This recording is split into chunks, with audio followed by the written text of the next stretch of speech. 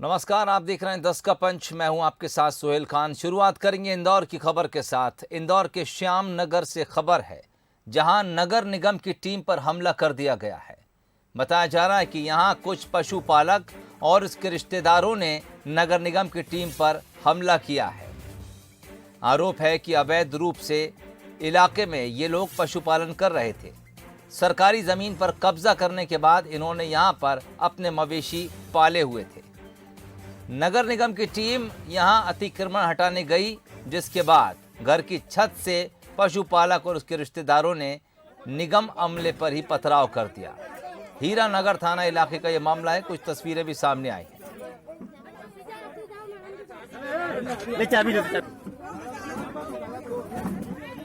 सरकारी जमीन थी, कब्जा किए हुए थे बताया जा रहा है, और यहां पर कुछ मवेशी पाले हुए थे। अतिक्रमण था जिसे हटाने निगम की टीम पहुंची। उसके बाद निगम की टीम पर ही हमला बोल दिया गया।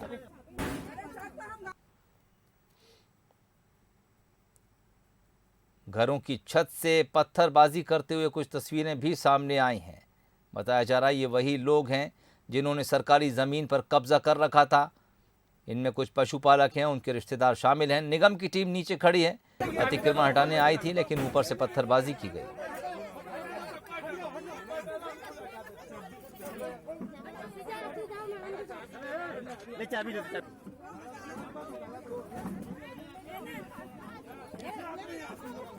इधर आ जाओ, मत बहस करो।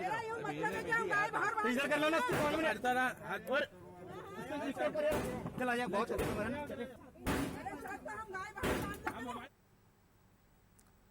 चलिए रुक करेंगे रतलाम की तरफ, जहां सटोरियों पर प्रशासन की एक बड़ी कार्रवाई देखने को मिली है। यहां सटोरियों के मकान पर प्रशासन ने बुलडोजर चला दिया है। बड़ी खबर रतलाम से आपको बता रहा है। सटोरियों पर कड़ी कार्रवाई देखने को मिली है। उनके मकानों पर प्रशासन का बुलडोजर चल गया है। मोहनपुरा में प्रशासन ने बुलडोजर चलाया है। आपको बता दें, मोहनपुरा में आज ही बदमाशों ने रंगदारी को लेकर फायरिंग की थी, जिसके बाद ये बड़ी कार्रवाई देखने को मिली है। सटोरियों के मकान पर बुलडोजर चलाकर उसे नेस्तो नाबूद किया गया है। आज ही इस इलाके में बदमाशों ने फायरिंग की थी, दहशत फैलाई थी।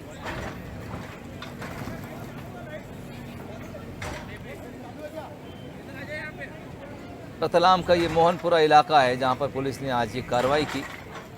जेसीबी मशीन बुलाई गई और उसके बाद सटोरियों के मकानों को ध्वस्त किया गया।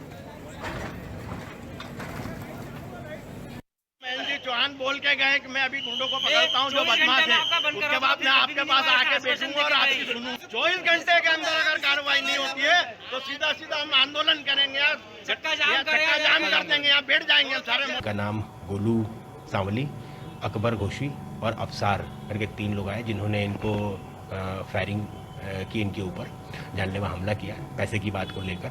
इसमें ये बच गए, लेकिन उसके बाद ये फरार हो गए। तीनों के खिलाफ थाना माड़क चौक में प्रकरण पंजीबद्ध किया जा रहा है। उक्त मामला पुलिस थाना माड़क चौक के संज्ञान में आया, लेकिन कोई कार्रवाई नहीं की गई। प्रथम दृष्टया तीनों जो पुलिस अधिकारी हैं, वो टीआई और 2 बीट प्रभारी, इन तीनों को निलंबित किया जा रहा है। चलिए एसपी क्या कह रहे हैं वो भी आपको सुनाया। हमारे संवाददाता दिलजीत सिंह मान इस वक्त हमारे साथ फोन लाइन पर जुड़ गए। दिलजीत, क्या कुछ ये मामला था और जो बड़ी कार्रवाई देखने को मिली है उसके पीछे की खास वजह? सोहेल, जैसा कि मैं आपको बता दूं कि कई वर्षों से ये जो क्षेत्र है जहां पर अभी प्रशासन की कार्रवाई निरंतर जारी है, ये क्षेत्र जो है ये सट्टोरियों और जुए के लिए विख्यात रहा है। कई बार प्रशासन की बड़ी कार्रवाई हुई है, पर आज जो प्रशासन की कार्रवाई देखने को मिल रही है वो कहीं ना कहीं हम ये कह सकते हैं कि एक मिसाल रहेगी। इतनी बड़ी कार्रवाई इतने बड़े पैमाने पर जब ये प्रशासन कर रहा है, और सबसे बड़ी चीज है यहाँ पर कि एसपी और उसके बाद में जितने वाला अधिकारी हैं वो मौके पर मौजूद हैं, जो कि जितने भी सटोरिये थे, जो हिस्ट्री शीटर थे, जो अपराधी थे, उनके ऊपर कड़ी कार्रवाई कर रहे हैं। उनके जो ठिकाने हैं उनको निस्ते नाबूद कर रहे हैं, और अभी भी एसपी यहाँ पर मौजूद हैं। चलिए, बहुत शुक्रिया। नजर बनाए रखिए, एसपी खुद मौके पर मौजूद हैं। बड़ी कार्रवाई के तौर पर देखा जा रहा है। जैसा दिलजीत सिंह मान कह रहे थे, ये इलाका सटोरियों और जुआरियों के नाम से विख्यात है। इस इलाके में ज़्यादातर सटोरिये जुआरी रहते हैं और इस तरह की गतिविधियों को अंजाम देते हैं। ऐसे में प्रशासन के पास इनको लेकर पहले भी शिकायतें थीं और आज भी इस इलाके में आपको बता दें गोली चलने की खबर थी, लेकिन अब प्रशासन ने इनके खिलाफ सख्त मूड बना लिया है। एसपी मौके पर मौजूद हैं, लगातार कार्रवाई की जा रही है।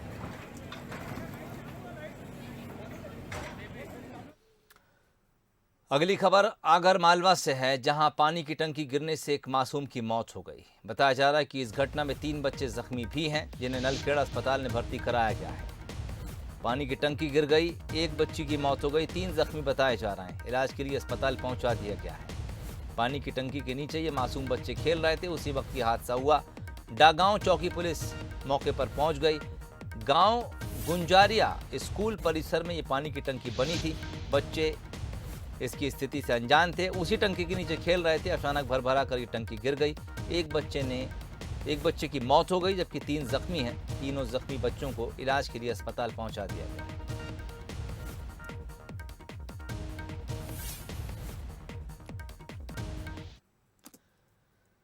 अगली खबर खंडवा से है, जहां एक होम्योपैथी डॉक्टर पर केस दर्ज किया गया है। बताया जा रहा है कि इंजेक्शन लगाने से 11 अक्टूबर को एक मरीज की मौत हो गई थी, जिसके बाद इस होम्योपैथ डॉक्टर के ऊपर मामला दर्ज हुआ है। परिजन की शिकायत के आधार पर पुलिस ने इस मामले की जांच की थी। एफएसएल के नमूने जांच के लिए भेजे गए थे। रिपोर्ट आ गई है और उसके बाद डॉक्टर को आरोपी बनाया गया है। उसके खिलाफ मामला दर्ज कर लिया गया है। इसके अलावा उस डॉक्टर के क्लिनिक को सील किए जाने की भी तैयारी चल रही है।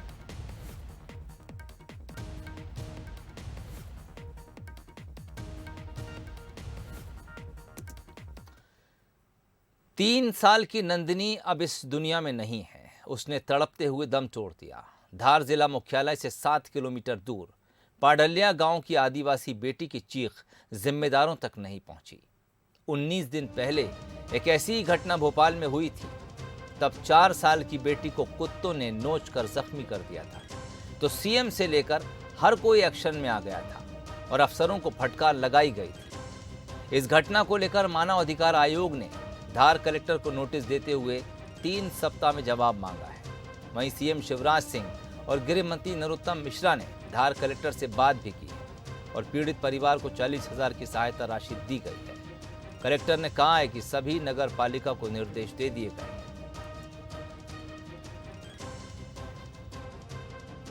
पाडलिया गांव में नंदिनी नाम की बच्ची 3 साल की आदिवासी भील है, जो घरों के बाहर खेत में बाहर रहते हैं, तो वहाँ कुत्तों ने उसको काटने से उसकी मृत्यु हो गई है। हॉस्पिटल बहुत दवाखाना लाए हैं, जो पीएम रूम में रख दिया गया है, जिसकी कार्रवाई सुबह की जाएगी। और अब बात करेंगे कोरोना की। रुख करेंगे छत्तीसगढ़ की तरफ। 24 घंटे के आंकड़े जारी हुए हैं। 5029 मरीज छत्तीसगढ़ में पिछले 24 घंटे के दौरान आए हैं। इसके अलावा छत्तीसगढ़ में एक दिन के भीतर 8 मौतें भी कोरोना से दर्ज की गई हैं। रायपुर की बात की जाए 1183, दुर्ग में 712, राजनांदगांव में 278 मरीज मिले हैं। इनके अलावा बिलासपुर में 337, रायगढ़ में 369 मरीज आए हैं। प्रदेश में कोरोना की संक्रमण दर अभी भी 10 के ऊपर बनी हुई है।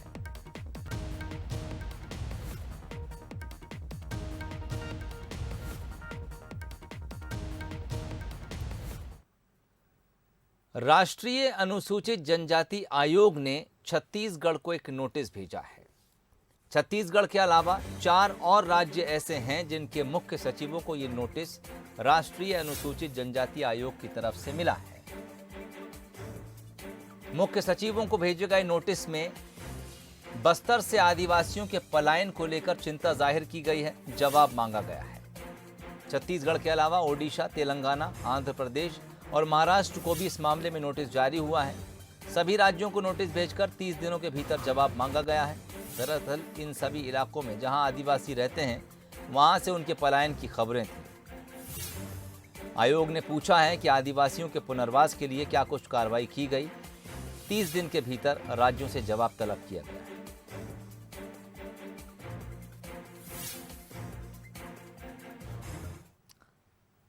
खबरें अभी और भी हैं, लेकिन फिलहाल यहां पर रुकेंगे एक बहुत छोटे से ब्रेक के लिए।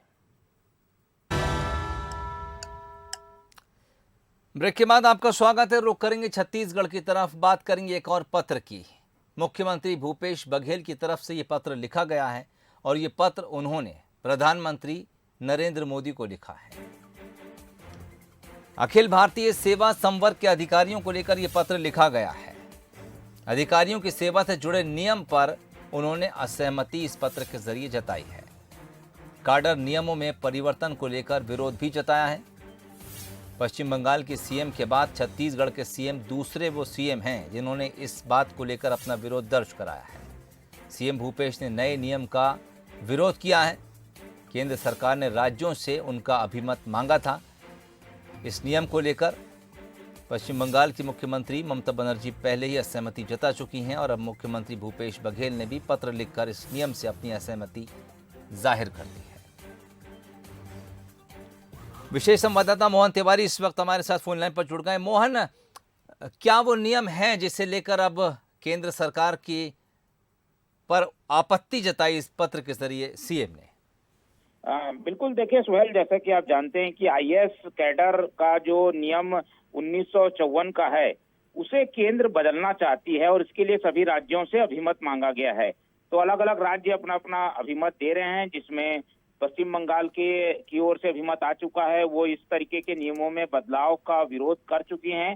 अब छत्तीसगढ़ ने भी उसमें अपनी बात जोड़ते हुए इस बात का विरोध किया है कि जो कैडर नियम बनाए गए हैं जिसके तहत केंद्र और राज्य में किसी की नियुक्ति को लेकर या उनके ट्रांसफर को लेकर असहमति होती है तो केंद्र की बात मानी जाएगी, और अगर राज्य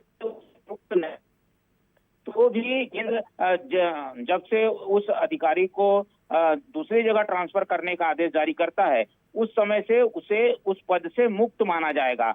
अभी तक नियम ये था कि जब तक केंद्र और राज्य दोनों में सहमति नहीं होती और अगर राज्य सहमत नहीं होता तो असीमित समय के लिए उस अधिकारी को अपने राज्य में रोककर राज्य रख सकती थी। तो इस नियम की वजह से केंद्र अपनी मनचाही जगहों पर या मनचाहे अधिकारी को ट्रांसफर नहीं कर पा रहा था, अगर कोई ऐसा कारण हो जिसकी वजह से उनका ट्रांसफर करना पड़े। तो अब ये नियम बदलना चाहती है केंद्र सरकार, और बताया जा रहा है कि बजट सत्र में इसको लेकर बिल भी लाने जा रही है केंद्र सरकार। तो इसके लिए राज्यों से अभिमत मांगा गया है, जिसमें पश्चिम बंगाल के बाद छत्तीसगढ़ ने भी इस नए नियम का विरोध किया है और इसे संघीय व्यवस्था के लिए गलत बताया है। राज्यों का जो अधिकार है उसमें कटौती बताते हुए एक पत्र जो है मुख्यमंत्री भूपेश बघेल ने लिखा है और इस बात का विरोध किया है कि इस तरीके से अगर केंद्र मनमानी करेगा तो राज्यों के अधिकार में कटौती होगी और अच्छे अधिकारियों को केंद्र जो है वो हटाने का पावर पा लेगा एक प्रकार से। तो इसका विरोध मुख्यमंत्री भूपेश बघेल ने भी किया है। जी चलिए, बहुत शुक्रिया तमाम बातचीत के लिए। केंद्र और राज्य के बीच अधिकारों की लड़ाई इसे कही जा सकती है। जिन नियमों में बदलाव केंद्र सरकार चाहती है, राज्यों से उसके लिए अभिमत मांगा गया। छत्तीसगढ़ दूसरा ऐसा राज्य है जिसने इन नियमों को बदलने के लिए अपनी असहमति जता दी है।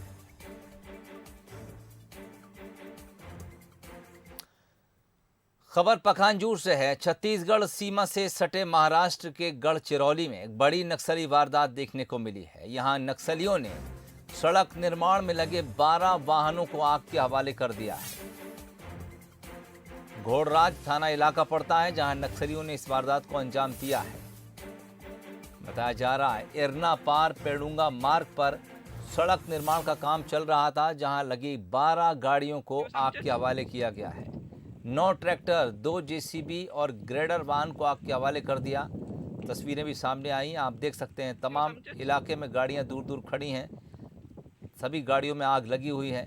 सड़क निर्माण का काम चल रहा था और अक्सर नक्सली इलाकों में जब इस तरह विकास के काम होते हैं, यहाँ इन कामों को बंद कराने के लिए और नक्सलियों का खौफ कायम रखने के लिए इस तरह की वारदात को नक्सली अंजाम देते हैं। आगजनी की घटना 12 गाड़ियों को आग के हवाले कर दिया गया। ये सभी वाहन सड़क निर्माण कार्य में लगे थे।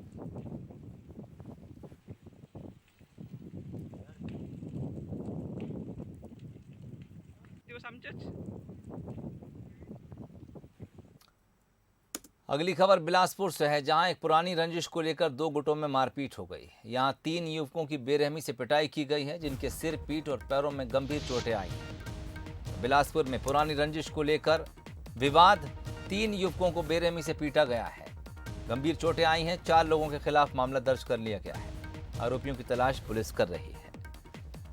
सरकंडा थाना क्षेत्र का ये मामला है। बिलासपुर से आपको खबर बता रहे हैं। पुरानी रंजिश थी जिसके चलते मारपीट हुई है।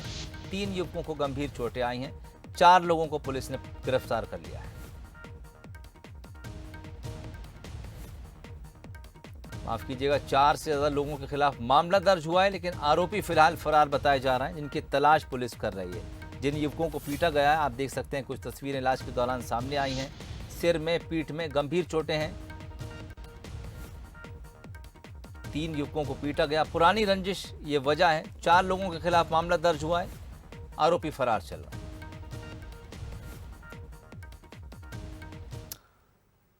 चित्रकूट से आपको खबर बताते हैं, जहां के बस स्टैंड पर एक कार बेलगाम नजर आई और उसने यहां तांडव मचा दिया। बस स्टैंड के नजदीक एक फोटो स्टूडियो में ये कार जा घुसी। अनियंत्रित होकर इस एक बाइक को भी इसने टक्कर मारी। इसके बाद एक फोटो स्टूडियो में ये गाड़ी जा घुसी। ये तस्वीरें सामने आई हैं। बड़ी गाड़ी है, स्कॉर्पियो गाड़ी नजर आ रही है। एक फोटो स्टूडियो के भीतर जा घुसी है। अनियंत्रित थी। ड्राइवर इस पर कैसे अपना संतुलन खो बैठा, फिलहाल ये पता नहीं चल पाया है। चित्रकूट ने बस स्टैंड के नजदीक की ये तस्वीरें आपको दिखा रहे हैं।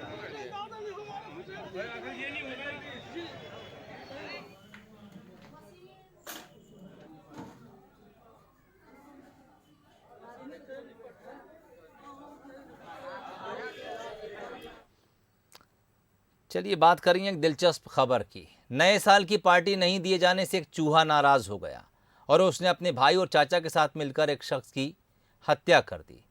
अब पुलिस ने चूहा, चूहे के भाई और चूहे के चाचे को गिरफ्तार कर सरेराह उसका जुलूस निकाला। घटना जबलपुर के आधारताल थाना क्षेत्र की है, जहां बदमाश विवेक पांडे उर्फ चूहा ने अपने भाई विशाल उर्फ दरोगा पांडे तथा चाचा राजा पांडे के साथ मिलकर अजय तिवारी की पिटाई कर दी, क्योंकि अजय चूहा को नए साल की पार्टी नहीं दे रहा था। घायल अजय को अस्पताल ले जाया गया, जहां उसकी मौत हो गई। पुलिस ने सभी 6 आरोपियों को गिरफ्तार कर लिया है।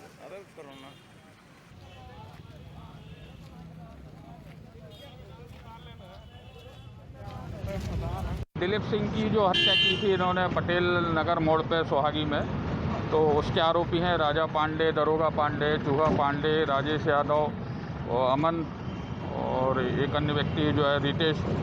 हाँ, तो इनको आज माननीय न्यायालय में पेश किया जा रहा है। इनका NSA वारंट भी तामील किया गया है और उनको पेश करने के लिए ले जा रहे हैं।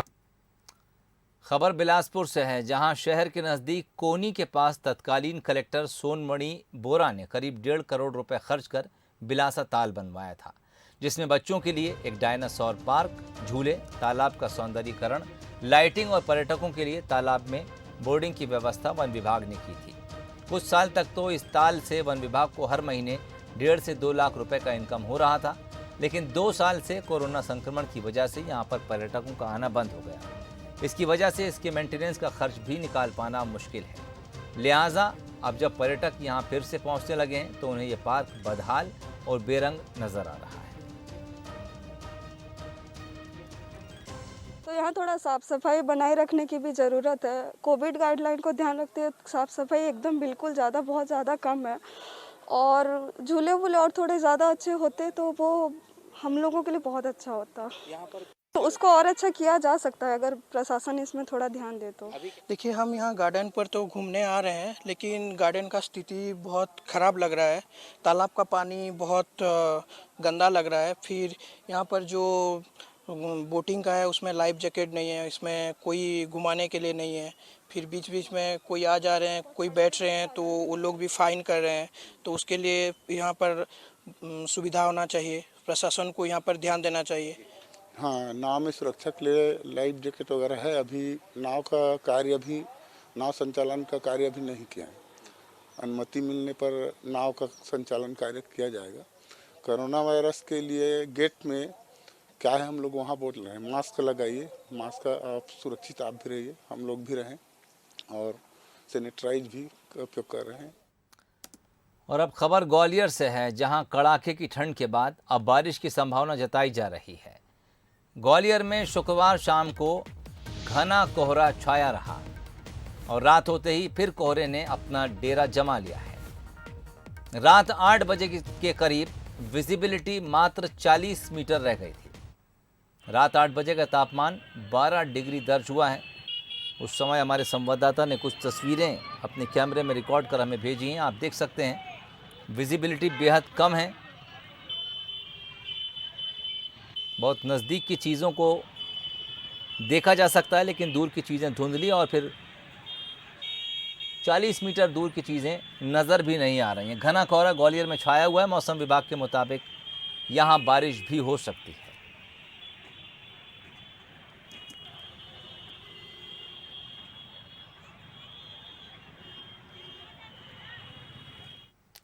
ग्वालियर की इन तस्वीरों के साथ ही बुलेटिन में फिलहाल इतना ही। इजाज़त दीजिए, नमस्कार।